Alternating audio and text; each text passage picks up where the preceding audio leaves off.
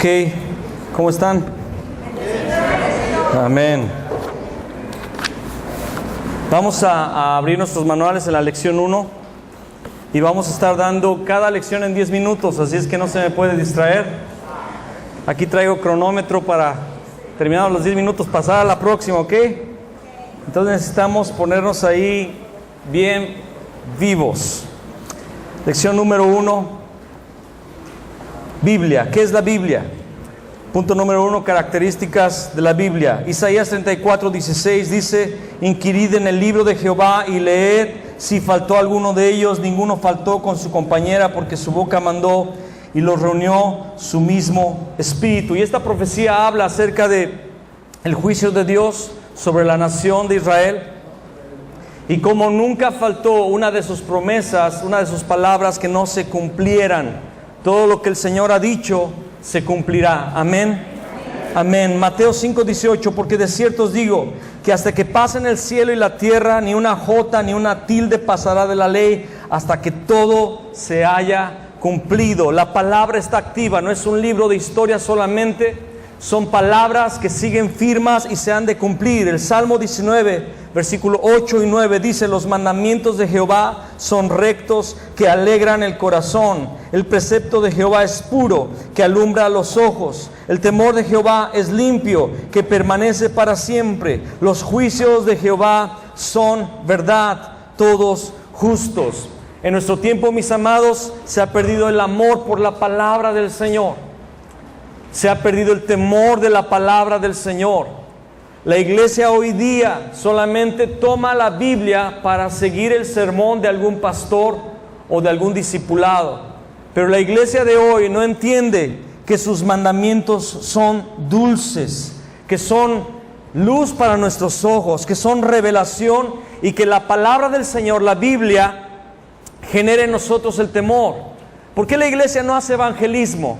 ¿Por qué la iglesia no entiende el evangelismo mundial? ¿Por qué ha perdido el temor del Señor? ¿Y por qué ha perdido el temor del Señor? Porque no va a la palabra todos los días. La propia palabra diariamente nos insta, nos urge a levantarnos y proclamar el evangelio. Yo le invito a usted que tenga la práctica de no solamente leer, sino estudiar la Biblia todos los días de su vida. Y hágase la meta, el propósito de leerla completa una vez al año. Se puede, es fácil. Lea solamente 4 capítulos diarios, que usted lo va a conseguir sin sentirlo.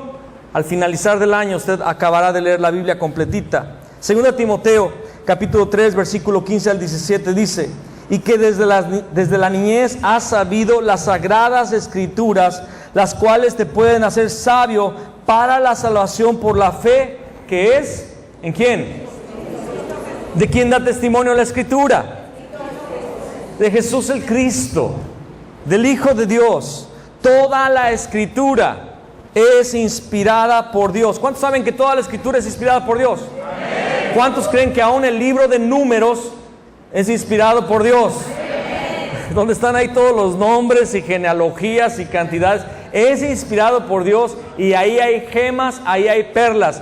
Tenemos que leer toda la Biblia. Dice: y útil para enseñar, para redarguir, para corregir, para instruir en justicia, a fin de que el hombre de Dios sea perfecto, enteramente preparado para toda buena obra. Obreros, necesitamos prepararnos a través de ¿qué?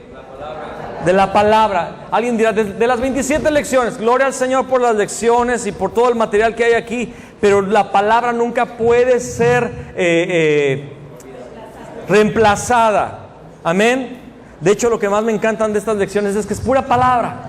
Es pura palabra, no es opinión de hombre. Segunda de Pedro capítulo 1 versículo 20 y 21 dice: entendiendo primero esto, que ninguna profecía de la Escritura es de interpretación privada, porque nunca la profecía fue traída por voluntad humana, sino que los santos hombres de Dios hablaron siendo ¿qué?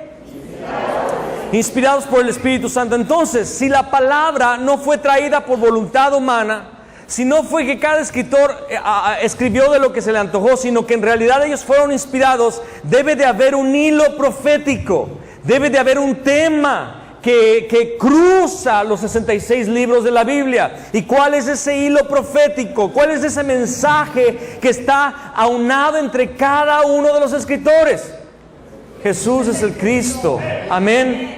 Porque fue traída por voluntad del Padre, por inspiración del Espíritu Santo. Primera de Pedro, capítulo 1, versículo 23 dice: siendo renacidos, no de simiente corruptible, sino de incorruptible, por la palabra de Dios, que vive y permanece para siempre. Yo no sé tú, yo me he encontrado hablando con personas que son ateas, que son budistas, que son agnósticas, que son de diferentes credos o sin credo, y yo puedo estar hablando por horas y horas sin convencer en ningún sentido el corazón de esa persona, sin conmover a esa persona. Yo puedo hablarle de muchas cosas, pero cuando Dios inspira mi vida y sale de mi boca la palabra de Dios, estas personas son impactadas.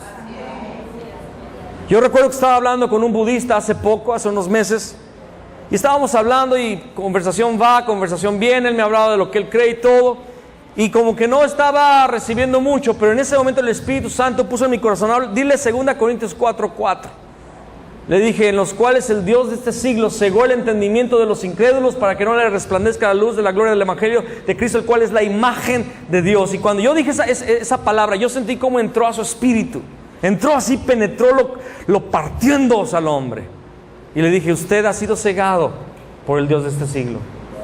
Y eso entró, porque no era mi palabra, era su palabra. Somos renacidos por la palabra de Dios, que permanece para siempre. Hebreos 4:12 dice: porque la palabra de Dios es viva y eficaz y más cortante que toda espada de dos filos, y penetra hasta partir el alma y el espíritu y las coyunturas y los tuétanos, y discierne los pensamientos y las intenciones del corazón. Yo no sé cuántas veces usted, pero cuando yo agarro la palabra de Dios y estoy ahí en mi devocional, en mi tiempo de lectura bíblica en la mañana, de repente yo estoy leyendo y siento cómo el Espíritu Santo me penetra. Yo no sé usted, y a veces empiezo a llorar, o a veces me estoy riendo porque se me hace chistoso lo que estoy leyendo, algo curioso, algo...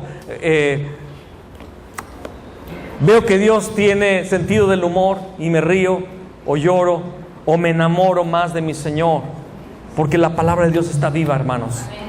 Está viva. Salmo 119, versículo 105. Lámpara es, ya se lo sabe usted, dígalo de memoria.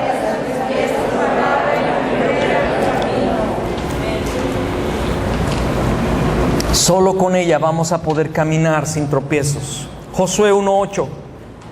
Nunca, diga conmigo, nunca se apartará de tu boca este libro de la ley. A ver, amados, si dice que nunca se va a apartar de nuestra boca, ¿qué significa?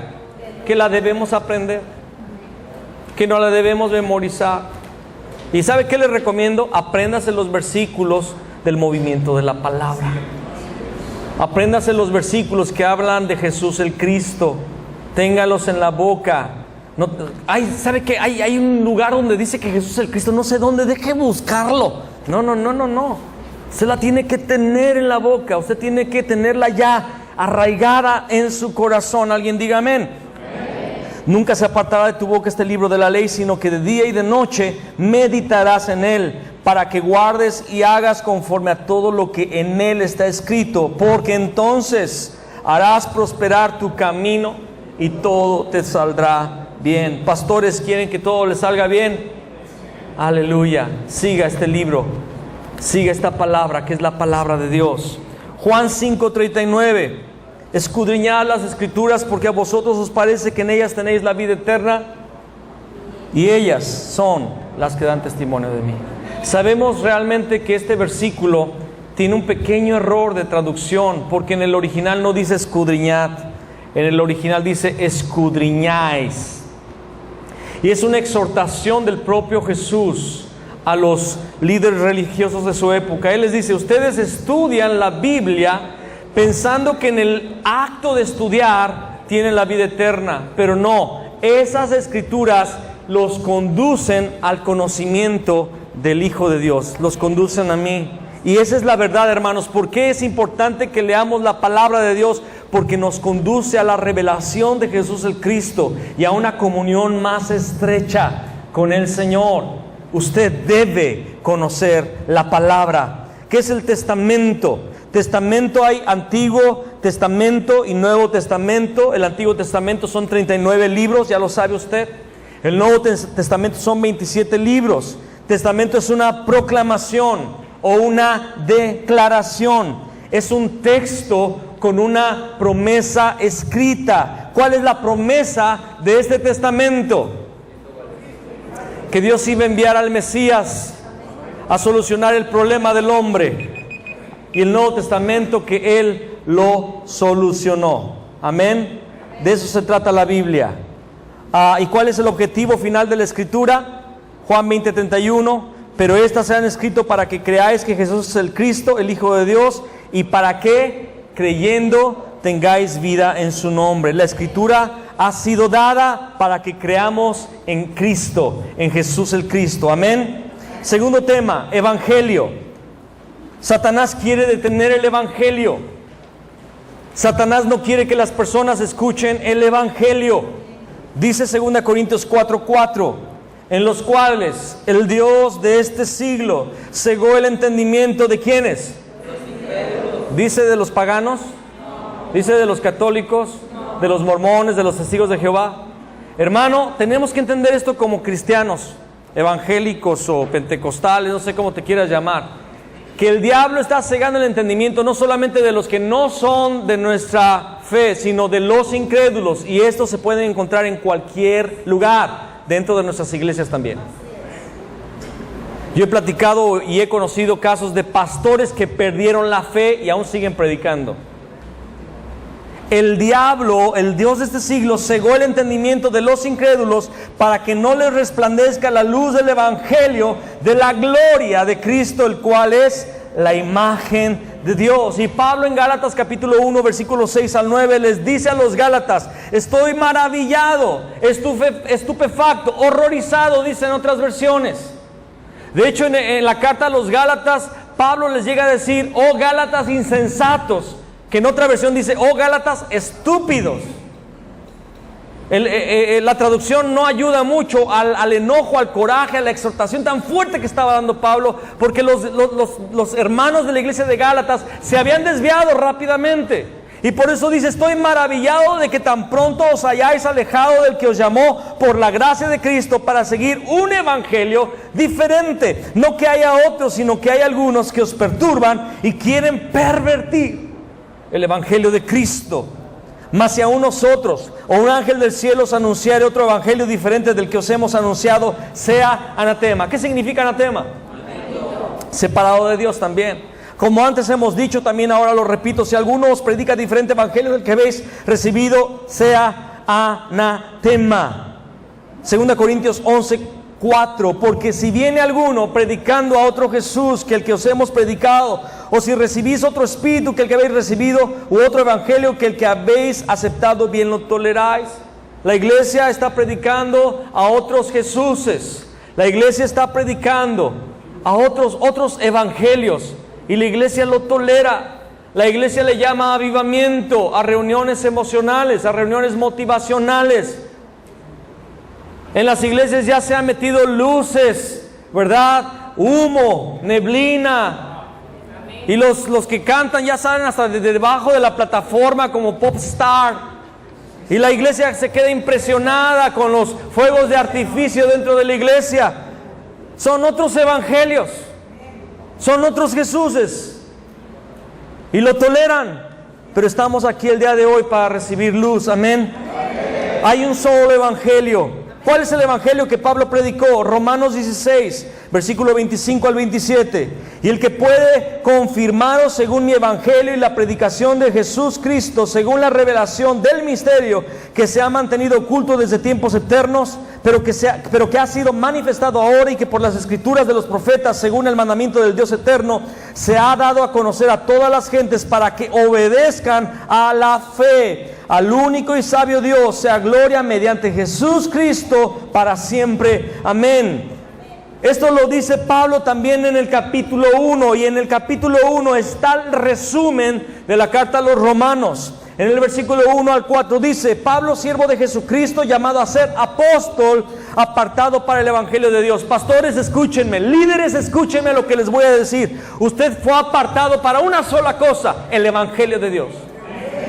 No me ande diciendo otras cosas, no me ande predicando otras cosas, no haga otras cosas si usted descuida el propósito eterno para el cual usted fue apartado. Usted fue llamado para el evangelio de Dios, el misterio de Dios, el cual es Jesús el Cristo, que Él había prometido antes por sus profetas en las santas escrituras acerca de su Hijo nuestro Señor Jesús Cristo, que era del linaje de David según la carne, que fue declarado Hijo de Dios con poder según el Espíritu de santidad por la resurrección de los muertos. Hechos 9:22. Pero Saulo mucho más se esforzaba y confundía a los judíos que moraban en Damasco, demostrando que Jesús era el Cristo. Entonces Pablo nos está explicando en Romanos, ¿verdad?, cuál es su evangelio. El evangelio es acerca de su Hijo Jesucristo. Y aquí en Hechos vemos que él empieza a predicar cuando aún era llamado Saulo y confundía aún a las personas, demostrando que Jesús era el Cristo. Hechos 17 del 2 al 3, los teólogos afirman, y por las cuentas que podemos hacer en el libro de Gálatas, aquí ya se pasaron de 15 a 20 años aproximadamente después del primer mensaje que había dado Pablo en Hechos capítulo 9. Y 20 años después aproximadamente, Pablo continúa dando un mensaje. Dice aquí: y Pablo, como acostumbraba, fue a ellos, y por 3 días de reposo discutió con ellos, declarando y exponiendo por medio de las escrituras que era necesario que el Cristo padeciese y resucitase de los muertos, y que Jesús, a quien yo os anuncio, decía él, es el Cristo. Pablo no cambió el tema, Pablo no cambió el asunto, Pablo no perdió, no se diluyó, no desvaneció el asunto, no se desvaneció en su predicación el verdadero propósito del evangelio. Él predicó toda su vida que Jesús era el Cristo. En Hechos 18:5 encontramos: y cuando Silas y Timoteo vinieron de Macedonia, Pablo estaba entregado por entero a la predicación de la palabra, testificando a los judíos que Jesús era el Cristo. ¿A qué es a lo que usted se ha entregado, pastor? ¿A qué es lo que te has entregado en tu predicación, hermano y hermana? Debemos entregarnos a esta predicación acerca de su Hijo Jesús, quien es el Cristo. El evangelio que se predicó en la iglesia primitiva fue uno. En Hechos 2:36, Pablo dijo: sepa pues ciertísimamente toda la casa de Israel que a este Jesús, a quien vosotros crucificasteis, Dios le ha hecho Señor. ¿Y qué? Cristo. Este fue el mensaje. ¿Cuánto fruto hubo aquel día? 3,000 se convirtieron, porque era el mensaje correcto, porque era el núcleo del evangelio, porque el Espíritu Santo va a respaldar el mensaje que él ha dado a través de la palabra, y este es uno solo, que Jesús es el Cristo. Hechos 5:42, la práctica de la iglesia, y todos los días en el templo y por las casas no cesaban de enseñar y predicar que Jesús era el Cristo, dice en el original. Debemos discipular a las personas con este mensaje, debemos predicar este mensaje. Hechos 18, 24 al 28, habla de Apolos, un varón elocuente, dice la palabra, poderoso en las escrituras. Este había sido instruido en el camino del Señor, y siendo de espíritu fervoroso, hablaba y enseñaba diligentemente lo concerniente al Señor, aunque solamente conocía el bautismo de Juan. Y comenzó a hablar con denuedo en la sinagoga. Cuando le oyeron Priscila y Aquila, le tomaron aparte y le expusieron más exactamente el camino de Dios. Y queriendo él pasar a Acaya, los hermanos le animaron y escribieron a los discípulos que le recibiesen, y llegando él allá fue de gran provecho a los que por la gracia habían creído, porque con gran vehemencia refutaba públicamente a los judíos, demostrando por las escrituras que Jesús era el Cristo. Nuestro deseo después de este retiro, después de esta semana aquí en El Salvador, después de haber estado concentrados aquí, es que ustedes, pastores, ustedes, obreros, líderes, sean de gran provecho para la nación salvadoreña. Y solo lo serán si ustedes predican este mensaje, que Jesús es el Cristo. Profundiza en este mensaje, profundiza en esta revelación. Desde que yo recibí esta palabra ha sido impresionante. Yo conocía la escritura desde niño, soy hijo de pastor, pero una vez que recibimos esta palabra, no puedo dejar de ver a Cristo en cada hoja de la Biblia. No puedo dejar de ver la revelación de Cristo en cada libro, en cada pasaje de la Escritura. Tienes que profundizar. Primera de Juan 5:1 dice: todo aquel que cree que Jesús es el Cristo es nacido de Dios, y todo aquel que ama al que engendró, ama también al que ha sido engendrado por Él. Esa es la fe. Aquel que cree que Jesús es el Cristo, ese es nacido de Dios. Ese ha sido sellado. Ese está marcado por la gracia salvadora de nuestro Padre. El que cree que Jesús es el Cristo, ese es nacido de Dios. Pastores, necesitamos entender que la iglesia debe tener esta fe. A la iglesia le debe de quedar bien claro que Jesús es el Cristo, para que haya nuevos nacimientos. El día de ayer yo platicaba con un pastor y le decía: muchas veces hay personas dentro de la iglesia que creen que son salvas, pero no lo son. ¿Y por qué no lo son? Porque no tienen el evangelio exacto, no tienen el evangelio preciso, y los culpables somos nosotros. Así es que hay que enseñar la palabra. Hechos 5:42, ya lo vimos. Juan 20:31, volvemos a repetirlo. Ese es el propósito y ese es el evangelio. ¿Cuál es el evangelio? Estas se han escrito para que creáis que Jesús es el Cristo, el Hijo de Dios, y para que creyendo tengáis vida en su nombre. Amén. ¿Cuál es el evangelio? Gloria al Señor. Lección 3. El hombre creado a la imagen de Dios. Dios hizo al hombre de acuerdo a su imagen. Génesis 1:27 dice: y creó Dios al hombre a su imagen, a imagen de Dios lo creó, varón y hembra los creó. Y en Génesis 9:6 dice: el que derramare sangre de hombre, por el hombre su sangre será derramada, porque a imagen de Dios es hecho el hombre. Por eso estás tan guapo, por eso estás tan linda, porque fuiste creado a la imagen de Dios. Santiago 3:9 dice: con ella bendecimos al Dios y Padre, y con ella maldecimos a los hombres que están hechos a la semejanza de Dios. ¿Qué significa que fuimos hechos a su imagen? Significa que somos seres espirituales. Juan 4:24, Dios es espíritu, y los que le adoran en espíritu y en verdad es necesario que adoren. Yo estuve ministrando esto a los jovencitos de 9º grado aquí en El Salvador, y les dije: el pez fue hecho para estar dentro del agua, y si lo sacas del agua, ¿qué pasa? Y ya me respondían. Y el árbol fue hecho para estar dentro de la tierra, si lo arrancas de la tierra, ¿qué pasa? No, pues se muere. Y el hombre, ¿qué necesita para ser feliz? Y se quedaron así. El hombre necesita estar con Dios porque fue hecho a la imagen de Dios. Y ellos se quedaron así. Y 3 jovencitos levantaban su mano para aceptar a Jesús el Cristo hace poquito. Amén. Necesitamos enseñarle a las personas que el hombre es un ser espiritual. En Génesis 2:9 dice que Dios formó al hombre del polvo de la tierra y sopló en su nariz, ¿qué? Aliento de vida. Y el hombre fue un ser vivo.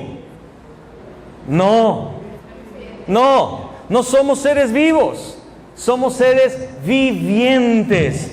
Nos dio de su naturaleza divina, nos hizo seres espirituales. Tenemos un inicio, pero no tenemos un final, porque nos dio su espíritu, el Ruaj.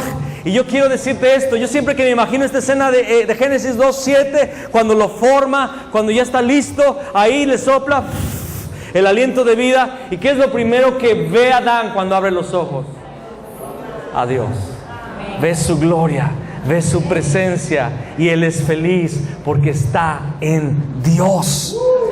Dale un aplauso al Señor. El rey David escribe el Salmo 8, versículo 4 al 8, y él se está haciendo una pregunta: ¿qué es el hombre? O sea, Señor, de veras no entiendo cómo es que nos amas tanto. ¿Qué es el hombre para que tengas de él memoria? Y el hijo del hombre para que lo visites. Le has hecho poco menor que ¿qué? En el original dice que Elohim.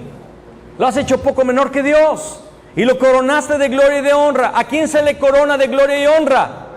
Solamente a los reyes se les da gloria y honra. Le hiciste señorear sobre las obras de tus manos, todo lo pusiste debajo de sus pies, ovejas y bueyes, todo ello, y asimismo las bestias del campo, las aves de los cielos y los peces del mar, todo cuanto pasa por los senderos del mar. El hombre es creado a la imagen de Dios, es un ser espiritual, es un ser de realeza. Por eso dice Génesis 1:26, hagamos al hombre a nuestra imagen, conforme a nuestra semejanza, y señoree. El hombre fue puesto para señorear. El hombre era un virrey, un regente en la tierra, poco menor que Dios, pero por encima de toda la creación. Génesis 5:3 dice, y vivió Adán 130 años y engendró un hijo a su semejanza, conforme a su imagen, y llamó su nombre Set. Pero Satanás, dice en 2 Corintios 4:4, que cegó el entendimiento de los incrédulos, para que ya no viéramos esa gloria, para que nos olvidáramos de quiénes somos. La humanidad cree que la vida está solamente aquí y que una vez muertos todo se acabó. El hombre piensa que solamente somos el producto del acaso, de la coincidencia, de una explosión cósmica, y que somos una situación pasajera que se va a acabar y que hay que disfrutar mientras puedas, porque después no existe nada. Eso es una mentira del diablo. Fuimos creados a la imagen de Dios, y hay uno que manifestó otra vez la gloria de Dios. Esa gloria que Adán tenía y que la perdió, hay uno que la volvió a manifestar. Colosenses 1:15 dice, Él es la imagen del Dios invisible, el primogénito de toda creación. Por eso Juan dice, y vimos su gloria, gloria como del unigénito del Padre, lleno de gracia y de verdad. Juan también dice, lo que vieron nuestros ojos y palparon nuestras manos tocante al verbo de vida. Yo creo que por eso Juan se volvió loco por predicar el evangelio, porque le decía a la gente, no le hablaba nada más de aquel Jesús que predicó. Juan les decía, yo puse mi cabeza en su pecho y escuchaba latir su corazón. Y eso es lo que Dios quiere para nosotros, que veamos una vez más quién es su Hijo, para que entendamos quiénes somos llamados a ser hijos conforme a la imagen del primogénito, Jesús el Cristo. Hebreos 1:3, alguien diga amén, por favor. Amén. Gracias. Hebreos 1:3, a quienes también, después de haber padecido, se presentó vivo, con muchas pruebas indubitables, apareciéndoseles durante 40 días y hablándoles acerca del reino de Dios. Jesús se apareció después de resucitado. El plan de Dios era llenar el mundo de las personas con la imagen de Dios. Ese texto, Hebreos 1:3. Es Hechos 1:3, ¿verdad? Perdón, es Hechos 1:3. La cita está correcta, el texto está incorrecto. Porque Okay. Hebreos 1:3 dice, el cual siendo el resplandor de su gloria y la imagen de Amén. su sustancia. Es que traigo el de mi esposa, el mío sí está corregido, perdón. Disculpen, entonces, ¿está bien? El texto está, la cita está bien. Ajá. El texto está incorrecto. Es otro. Ok, muy bien. Ahí después ustedes lo corrigen, amén. No tengo tiempo. El plan de Dios era llenar el mundo de las personas con la imagen de Dios. En Génesis 1:26 al 28, ya lo vimos. Cuando Él creó al hombre a su imagen conforme a su semejanza. ¿Cuál era el plan de Dios? ¿Qué le dijo Dios a Adán y a Eva? Fructificad y multiplicaos. Amén. Dios quería que el huerto del Edén se expandiera a todo el globo terráqueo. Y que todo el planeta se llenara ¿de qué? No de seres humanos solamente, sino de hijos de Dios, reinando y señoreando. Ahora escúcheme bien, ponga atención. Porque Dios está volviendo a hacerlo a través de los que estamos saliendo a las naciones a predicar que Jesús es el Cristo. Estamos llenando la tierra con hombres y mujeres a la imagen de Dios por el mensaje del Evangelio. Denle un aplauso al Señor. Aleluya. Pacto. ¿Qué es el pacto? ¿Cuál es el pacto que Dios dio? Se encuentra en Génesis 2:16 al 17. Dice, y mandó Jehová Dios al hombre diciendo, de todo árbol del huerto podrás comer, mas del árbol de la ciencia del bien y del mal no comerás, porque el día que de él comiereis, ciertamente morirás. Ese es el pacto de obras, ese es el pacto que Dios dio. Y escúcheme, era un pacto sencillo de cumplir. Yo muchas veces me pregunté, ¿por qué Dios puso ese árbol en ese huerto, caramba? Esa historia me la contaban mis profesoras de escuela dominical y yo me enojaba. ¿Para qué puso el árbol? Si no hubiera puesto el árbol, estaríamos felices y contentos. Pero en realidad, hoy entiendo, y se va usted a reír de mí, pero lo entendí hasta hace poco con los hermanos de Corea. Porque si no entendemos que el árbol era una bendición, tenemos a un Dios malo y un Dios cruel. Pero la verdad es que el pacto era una bendición, era decirle a Dios, Señor, a través de este detallito que tú me pides, porque era un detalle, era simplemente lo importante, el pacto era la orden, no tanto el árbol, sino la orden. Dios pudo haber dicho, en todas las rocas de este lugar te puedes sentar, pero en esa roca medio café no te puedes sentar. El día que te sientas en él te vas a quemar y te vas a morir. Era una orden para que el hombre dijera, yo decido someterme a tu pacto, a tu voluntad, a tu palabra.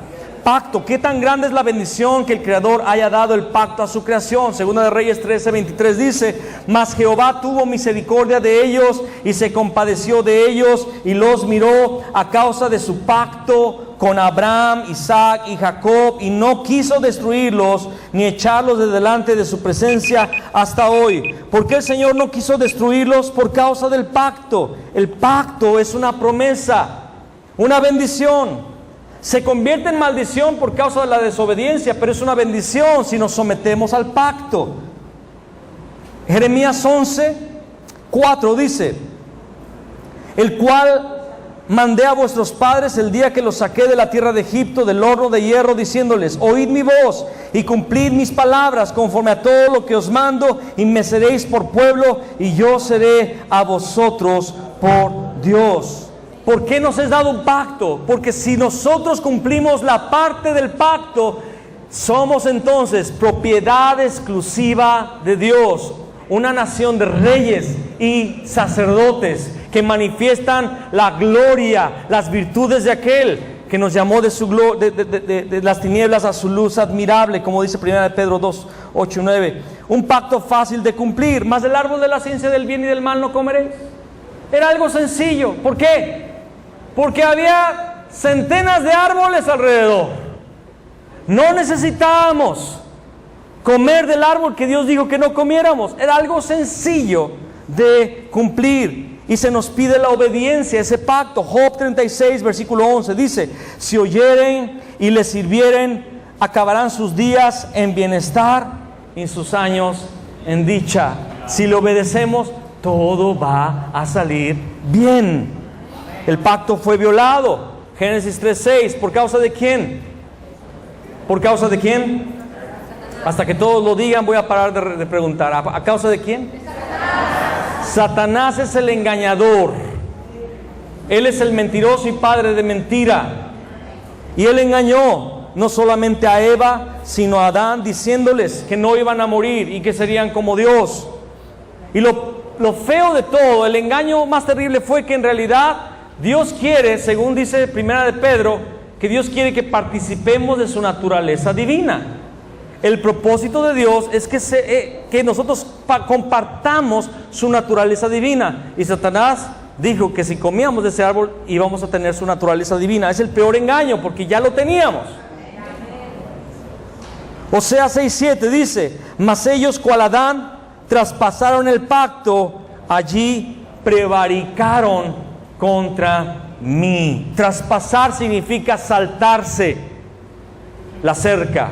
Es lo que significa iniquidad, rebelión, saltar la cerca, saltar el umbral. ¿Y sabes qué? Muchos piensan, Dios es malo porque puso cercas. No, Dios es bueno porque puso cercas, porque del otro lado hay un precipicio y quiere preservarte. Romanos 5:19, porque así como por la desobediencia de un hombre los muchos fueron constituidos pecadores, así también por la obediencia de uno los muchos serán constituidos justos. Hay muchas personas que piensan, ¿por qué la humanidad fue sujeta al pecado, fue sujeta a la maldición por causa de Adán? ¿Yo qué culpa tengo de lo que hizo Adán? Y nos enojamos por la culpa de una pareja. El mundo está bajo pecado, pero quiero decirte que Dios también nada más envió a uno. Y por ese uno todos somos constituidos justos delante de Dios. Aleluya, denle un aplauso a Él.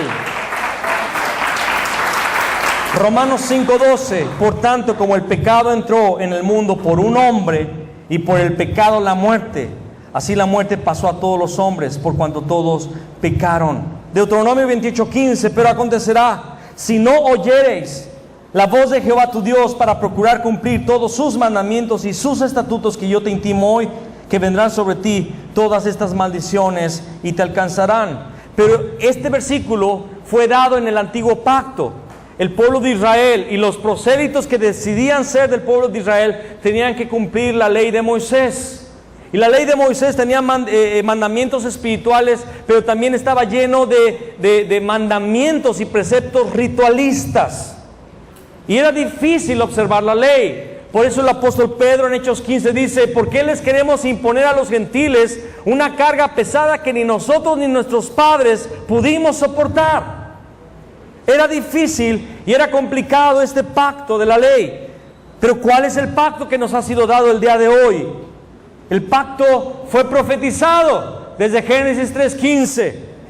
Dios dijo a la serpiente, Dios le dijo a Satanás, me encanta esto, hermanos, que Dios le dijo a Satanás. Satanás estaba bien contento, ahí estaba la serpiente bien contenta, los engañé.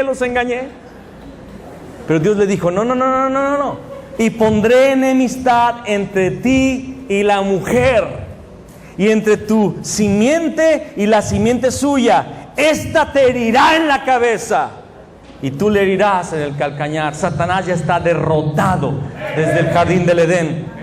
Isaías 7:14 fue la promesa del Mesías, y por tanto el Señor mismo os dará señal. He aquí, la virgen concebirá y dará a luz un hijo, y llamará su nombre Emmanuel. Y este milagro es único, nunca se volvió a repetir y nunca se repetirá. Una mujer virgen simplemente quedó embarazada de Dios, porque vino Jesús a través de ella. Isaías 53:5-6. Mas el herido fue por nuestras rebeliones, molido por nuestros pecados, el castigo de nuestra paz fue sobre él, y por su llaga fuimos nosotros curados.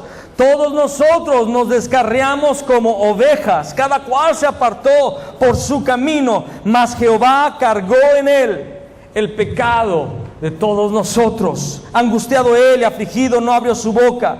Como cordero fue llevado al matadero, y como oveja delante de sus trasquiladores enmudeció y no abrió su boca. Me encanta Isaías 53, mis amados. ¿Qué es lo que dice Isaías 53? Jesús lo hizo todo. Jesús cumplió el pacto por nosotros. Hebreos 9:15. Así que por eso es mediador de un, dígalo conmigo, nuevo pacto, para que interviniendo muerte para la remisión de las transgresiones que había bajo el primer pacto, los llamados reciban la promesa de la herencia eterna. Él nos libró de la maldición de la ley, hecho por nosotros maldición. Hechos 13:23. De la descendencia de este y conforme a la promesa, Dios levantó a Jesús por Salvador a Israel. Amados, tenemos que gozarnos en ese pacto. Jesús es el pacto cumplido. Amén. ¿Y qué es lo único que nos pide el Señor en este nuevo pacto?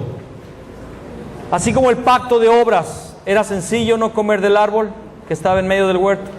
El nuevo pacto, ¿cuál es? Que creamos que Jesús es el Cristo, verdadero Rey, sacerdote y profeta. Gloria al Señor.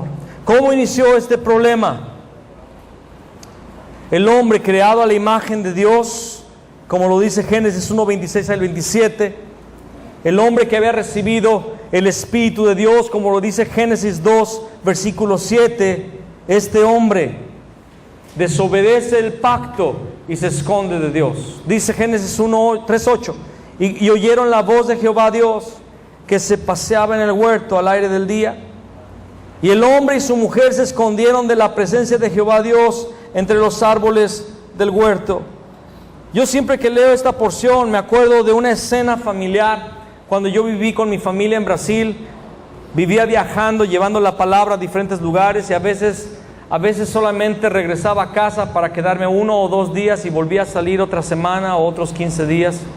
Y regresaba y a veces me quedaba 3 o 4 días y tenía que salir. Y ustedes saben que para un papá dejar a su familia, dejar a sus hijos chiquitos, mis hijos tenían en aquel entonces entre 7, 8 años más o menos, 8 o 9 años.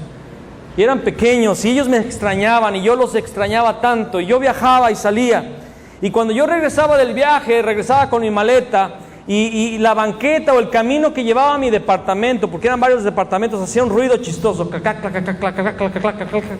Y mis hijos, desde que escuchaban el ruido de mi maleta, salían a la ventana, porque vivíamos en un 5º piso, y gritaban: ¡Papá! ¡Papá! ¡Ya llegó mi papá! ¡Papi, llegó mi papá! Y yo me sentía así, se me hinchaba el pecho y caminaba así como: ya llegó aquí el papá. Y se abría el elevador y ¿quién aparecía en el elevador? Mis 2 pequeños, y se aventaban a mis piernas y uno me agarraba una pierna y otro la otra y no me dejaban caminar. Papá, ya llegaste, papito, te extrañamos. Y yo me sentía, ay, como me estoy sintiendo ahorita de recordarlo. Así me sentía yo. Y llegábamos a la casa y platicaba, les daba su regalito, a veces les compraba cualquier cosa, unos calcetines o alguna cosa así. Para ellos era lo máximo. Y estaba con ellos, no importaba qué hora del día yo llegara, era una felicidad para ellos que yo llegara, y era una felicidad para mí encontrarme con ¿quiénes? Con mis hijos. Pues bien, Dios hacía eso todos los días. Él llegaba al jardín del Edén y Adán y Eva: ya llegó Dios, ya llegó Padre. ¿Qué cosa nos va a contar el día de hoy? ¿Qué nos irá a decir? Y el hombre y la mujer, no lo explica la Escritura, pero es obvio que sucedía, corrían a la presencia de Dios. Y Dios corría a encontrarse con sus hijos. Pero un día el Padre llegó y Adán y Eva no estaban. No aparecían. ¿Dónde estás? ¿Dónde estás? Y Adán le respondió: oí tu voz en el huerto y tuve miedo, porque estaba desnudo y me escondí. Lo mismo pasaba cuando yo viajaba. A veces regresaba y se escuchaba el ruido de mi maleta y nadie salía a la ventana. Y hasta movía más la maleta para que se escuchara más el ruido. Y nadie aparecía. Llegaba a la casa y la única que me recibiera era mi esposa. Y le dije: ¿Dónde están los hijos? ¿Dónde está Fabián? ¿Dónde está Fabiola? Tienes que hablar con ellos porque me hicieron esto y esto y esto y esto. Y así se pelearon. ¿Y sabe qué, mi amado? Y tienes que disciplinarlos. Era un dolor. Era una tristeza tener que llegar con mis hijos y decirles: a ver, volteate, te voy a dar 3. Era cuando mi hija empezaba a tocar el piano. Y cuando yo les pegaba, yo sufría. Quiero decirte que cuando Dios declaró esa palabra de juicio en Génesis 3, del 16 en adelante, Dios sufrió. Porque estaba dando una palabra de juicio a los seres más amados para Él, a sus hijos. El juicio que Dios da a partir de Génesis 3:16 fue un dolor en el corazón de Dios. Génesis 3:13 dice: entonces Jehová Dios dijo a la mujer: ¿qué es lo que has hecho?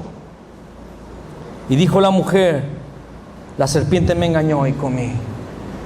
Por eso esa maldición a la serpiente. Por eso la maldición también que Dios nos da a partir de Génesis 3:16. Dolores en las preñeces, problemas en el matrimonio, dificultad para obtener el sustento. Y lo más horrible es lo que termina el Señor diciendo en el versículo 19: con el sudor de tu rostro comerás el pan hasta que vuelvas a la tierra, porque de ella fuiste tomado, pues polvo eres y al polvo volverás. Es triste porque sí, el hombre había sido formado del polvo, pero el hombre no era polvo. El hombre había recibido el Espíritu de Dios, pero cuando el hombre desobedeció, su espíritu murió y volvió a ser polvo. El hombre tiene que ser cubierto con pieles de animales, como lo relata este versículo, este pasaje.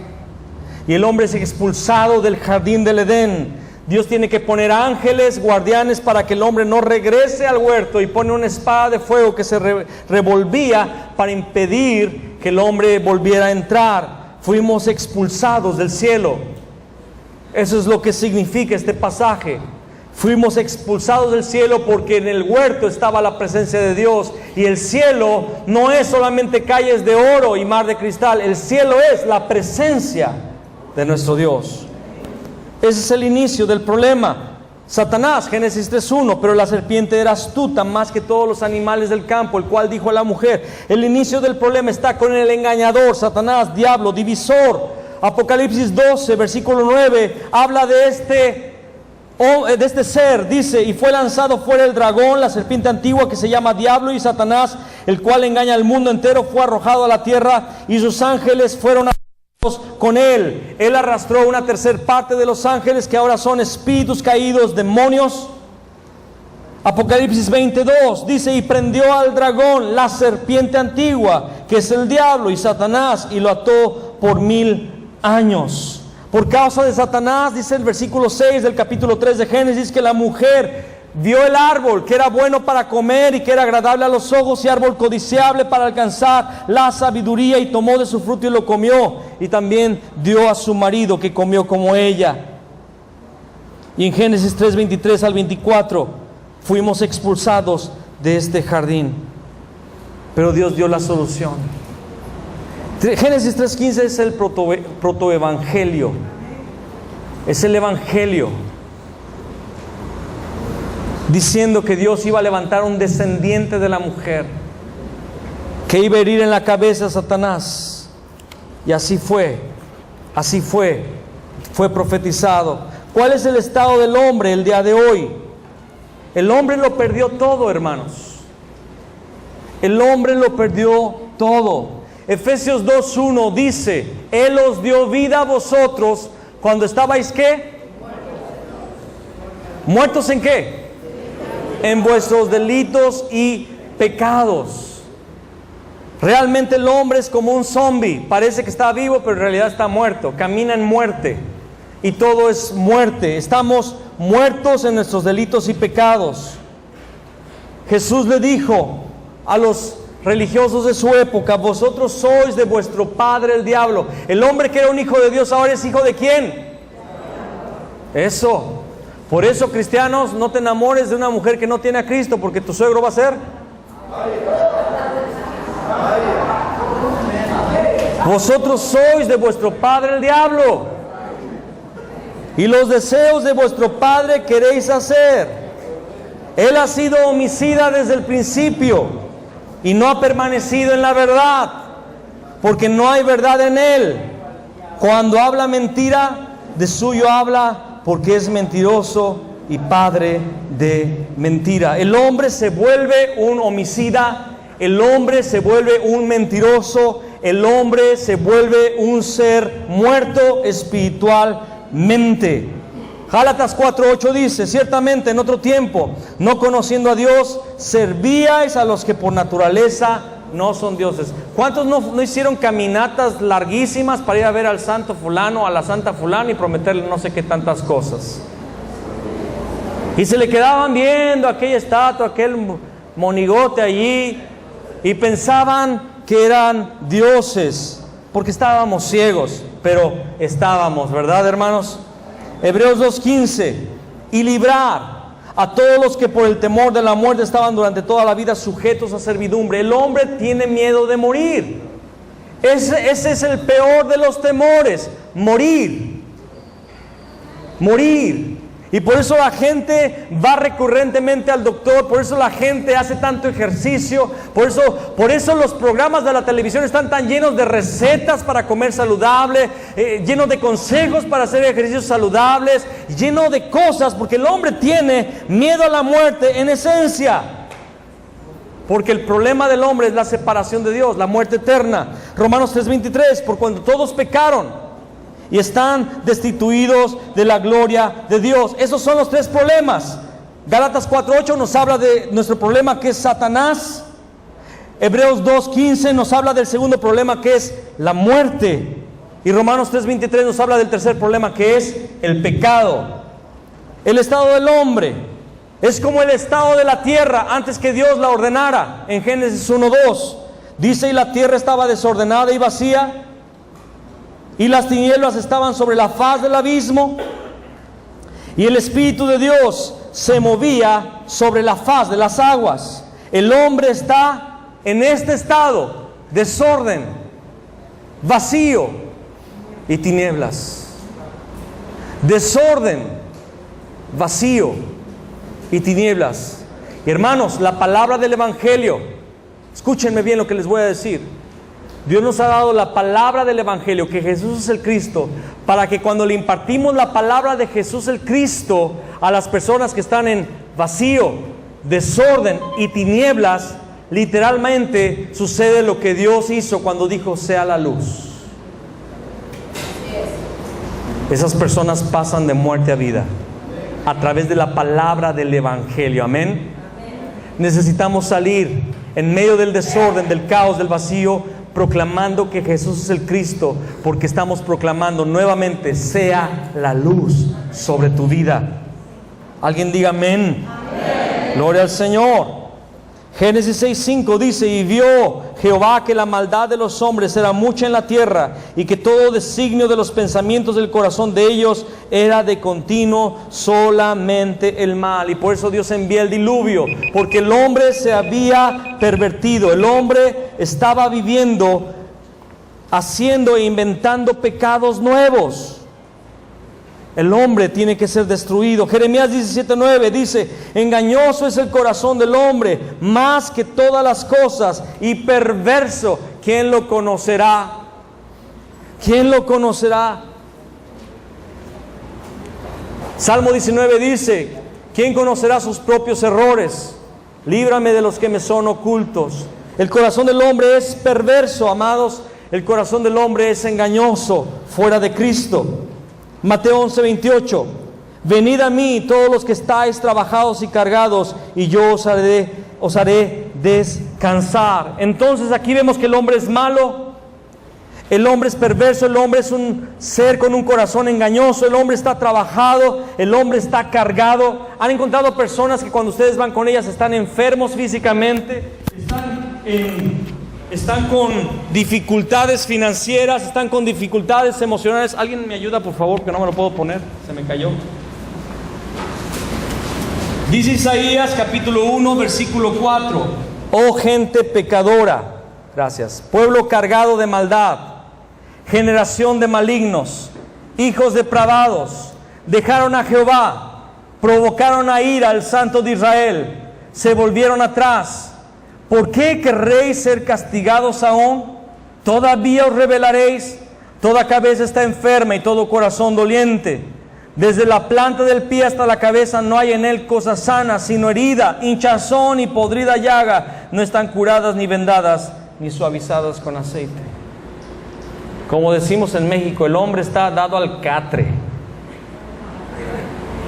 El hombre está, ¿cómo se dice aquí en El Salvador?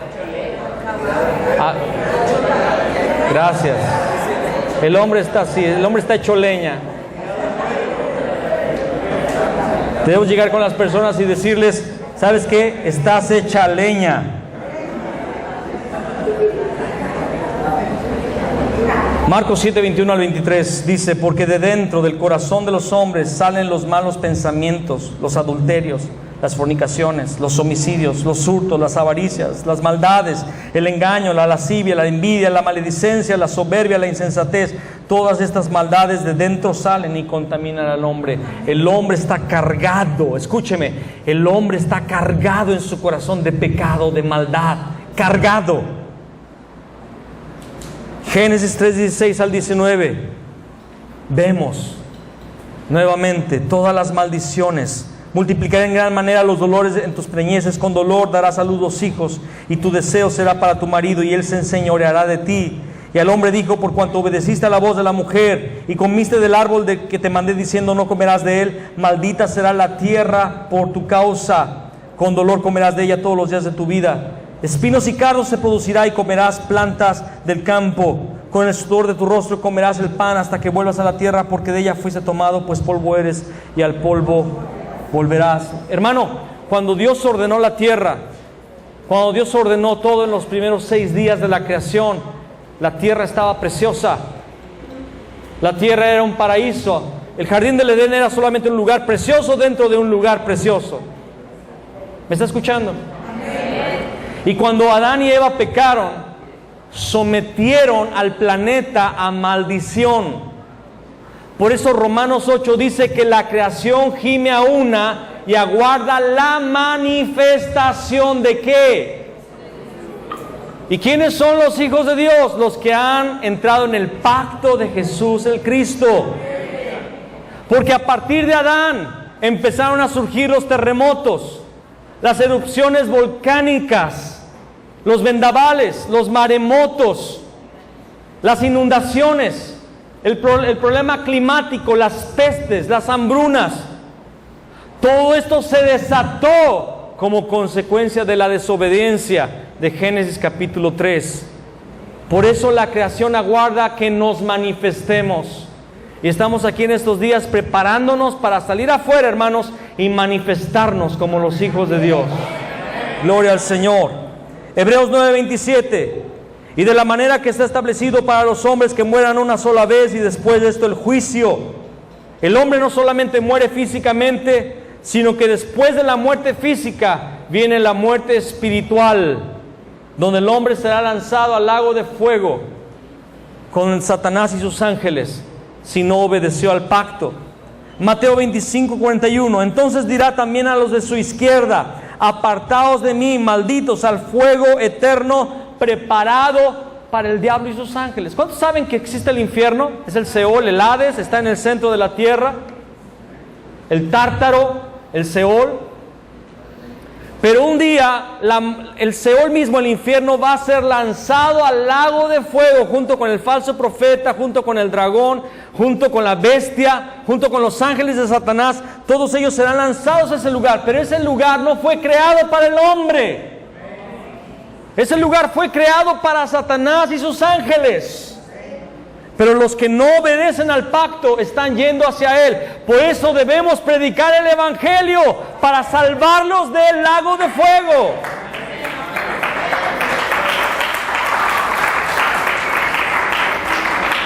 ¿Cuál fue la respuesta que Dios dio? Todos los problemas llegan cuando estamos separados de Dios. Ese es el único problema, que estamos separados de Dios. Juan 15:6 dice: el que en mí no permanece será echado fuera como pámpano, y se secará, y los recogen y los echan en el fuego y arden. Si nos encontramos con Dios, se acaba todo problema. Esa es la única solución, encontrarnos con Dios. El Salmo 23, versículo 1, dice: Jehová es mi pastor, nada me faltará. Hay una anécdota que leímos en un libro, donde un niño tenía que recitar el Salmo 23 delante de toda la iglesia. Y el niño estuvo aprendiéndoselo durante toda la semana, aprendiéndose el Salmo 23. Pero cuando llegó el día de declamarlo en frente de la audiencia, se quedó nervioso. Y él solamente dijo: Jehová es mi pastor, nada me falta. Y se sentó. La madre estaba avergonzada. Todos los que estaban ahí estaban apenados por el niño que no lo había dicho completo. Y el pastor se levantó y dijo: el niño lo dijo muy bien. Jehová es mi pastor, nada me falta. Porque al encontrar a Cristo, al encontrarnos con Jesús el Cristo, se acabó cualquier dificultad, se acabó cualquier problema. Génesis 39, versículo 2 dice: mas Jehová estaba con José, y fue varón próspero, y estaba en la casa de su amo el egipcio. Jacob también le dijo a Dios en Betel: si tú me acompañas, si tú estás conmigo, serás mi Dios, y el diezmo apartaré y te lo voy a dar. Lo más importante de la vida, mis amados, es estar con Dios. Lo más importante de la vida es el respaldo de Dios. No es el dinero, no es la fama, no es el poder, no es la salud. Nada de eso es lo importante. Lo importante es que Jehová sea nuestro pastor, que Él esté con nosotros. Para eso Él nos dio al Cristo. Deuteronomio 2:7: pues Jehová tu Dios te ha bendecido en toda obra de tus manos. Él sabe que andas por este gran desierto. Estos 40 años Jehová tu Dios ha estado contigo y nada te ha faltado. Gloria al Señor. El camino para encontrarnos con Dios es Jesús. Ese es el único camino. Por tanto, el Señor mismo os dará una señal, dice Isaías 7:14. He aquí que la Virgen concebirá y dará a luz un hijo y llamará su nombre Emmanuel, Dios con nosotros. Dios con nosotros. ¿Qué es el Cristo? Es exclusivo este camino, no es incluyente. El camino no es incluyente. Hoy se ha desatado una idea totalmente humanista, totalmente del infierno, diciendo que todos los caminos llevan a Dios. Que no importa la fe que tú tengas, tú vas a llegar al cielo. Pero el camino de Dios es exclusivo. Hay un solo camino. Jesús lo dijo claramente en Juan 14:6. Él dijo, yo. ¿Quién es Él? Él es el Cristo. Yo soy el camino, la verdad y la vida. Nadie viene al Padre sino por mí. Señor Jesús, revélanos todos los días ese camino. Revélanos todos los días esa verdad. Genera en nosotros todos los días esa vida. Jesús, queremos declarar que tú eres el camino, la verdad y la vida, y que nadie vendrá al Padre si no es por ti. Señor, ministra esta verdad a lo profundo de nuestro ser. Te lo pedimos en el nombre de Cristo Jesús. Amén.